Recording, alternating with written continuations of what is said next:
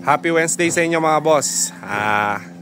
Ngayon ay may isa tayong tips sa ating mga stags na pinapalaki na to mga bossing. Mapapansin nyo ay nagdagdag pa tayo ng mga hapunan nila.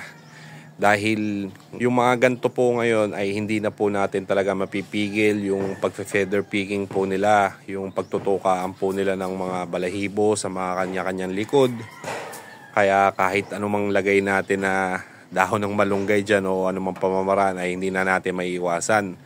Lalo na po ngayon na medyo lumalaki na sila at yung ating range naman hindi ganun kalakihan mga bossing. Kaya ang isang tips lang po dyan talaga ay yung dagdagan na lang po natin sila ng hapunan para kahit po yung maliliit ay nakakaalpas po sila or kakatakbo sila sa ating mga medyo malalaki na po edad sa kanila ng konti. Kaya ganyan lang po ang ating pamamaraan. Mapapansin nyo to mga bossing.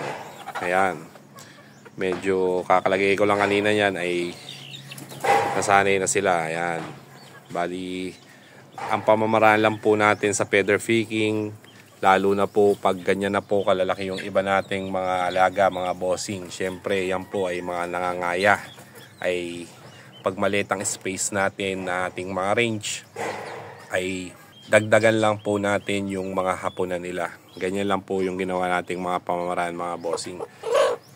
Kasi medyo malalaki na po yung iba. Bali baka next day ay mag-harvest na rin ako. Papansin nyo may feather picking siya Kaya hindi natin maiwasan talaga yan, lalo na't maliit yung ating range. Kaya ang tips mga bossing ay dagdagan na lang po natin ang kanilang mga hapunan para sa ating maliliit pa na stags na to. Kaya maraming salamat sa inyo mga boss. Thank you po. God bless.